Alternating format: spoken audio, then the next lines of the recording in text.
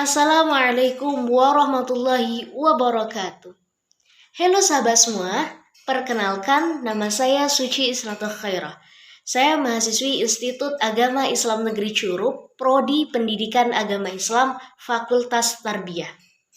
Hari ini saya akan mengajak teman-teman semua untuk mengenal dan memahami tentang salah satu perbuatan yang dibenci oleh Allah Subhanahu wa taala. Dan perbuatan ini termasuk ke dalam syirik kecil. Tahukah teman-teman apakah perbuatan yang dimaksud? Ya, perbuatan yang dimaksud adalah perbuatan riya atau yang lebih kita kenal dengan sifat riya. Yang pertama, kita akan membahas tentang pengertian riya. Dalam bahasa Arab, ar-riya'u atau riya berasal dari kata kerja ro'a yang artinya memperlihatkan atau pamer.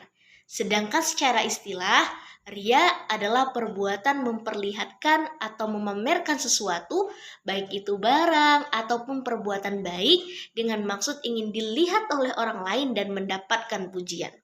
Padahal teman-teman, tujuan kita dalam beramal dan beribadah ini hanyalah untuk mencari ridho Allah Subhanahu wa taala semata. Nah, perbuatan riya ini adalah salah satu perbuatan yang dibenci oleh Allah Subhanahu wa taala dan termasuk ke dalam syirik kecil. Kenapa demikian? Karena perbuatan ini dilakukan atas dasar tidak hanya karena Allah Subhanahu wa taala saja, tetapi karena ingin dilihat oleh orang lain dan mendapatkan pujian. Ingat ya teman-teman, kebaikan dan perbuatan-perbuatan baik tidak akan bernilai di hadapan Allah Subhanahu wa taala apabila didasarkan atas sifat riya. Selanjutnya, kita akan membahas tentang dasar hukum perbuatan riya. Perbuatan riya adalah perbuatan yang tercela dan Allah sangat melarang perbuatan ini. Sebagaimana yang telah tercantum dalam Quran surah Al-Baqarah ayat 264 yang berbunyi, A'udzu billahi minasyaitonir rajim. Bismillahirrahmanirrahim. Ya ayyuhalladzina amanu la tubtilu sadaqatikum bil manni wal adha kalladzi yunfiqu malahu ria'an nas, yang artinya, hai orang-orang yang beriman, janganlah kamu menghilangkan pahala sedekahmu dengan menyebut-nyebutnya dan menyakiti hati si penerimanya, seperti orang yang menafkahkan hartanya karena riya kepada manusia. Selanjutnya, kita harus mengetahui tentang hukum perbuatan riya, teman-teman. Nah, hukum perbuatan riya ini adalah haram dan digolongkan sebagai perbuatan syirik kecil. Sebagaimana hadis Rasulullah Shallallahu Alaihi Wasallam yang berbunyi, Inna akhwafa ma akhafu alaikum asyirkul asghar. Qalu, ya Rasulullah, wa ma syirkul asghar? Qala ar-riya'u. Rasulullah Shallallahu Alaihi Wasallam bersabda, sesungguhnya yang paling aku takutkan terhadap kalian adalah syirik kecil. Lalu para sahabat bertanya, apakah syirik kecil itu ya Rasulullah? Maka Rasulullah Shallallahu Alaihi Wasallam menjawab, ar-riya'u, perbuatan riya atau sifat riya. Dari kedua dasar hukum tersebut jelas bagi kita bahwa perbuatan riya ini adalah perbuatan yang tercela dan termasuk ke dalam syirik asghar, syirik kecil. Dan Allah sangat melarang kita untuk melakukan perbuatan tersebut. Yuk teman-teman, kita sama-sama menjauhi sifat riya ini. Karena kebaikan yang didasarkan atas sifat riya ini tidak akan bernilai di hadapan Allah Subhanahu wa taala.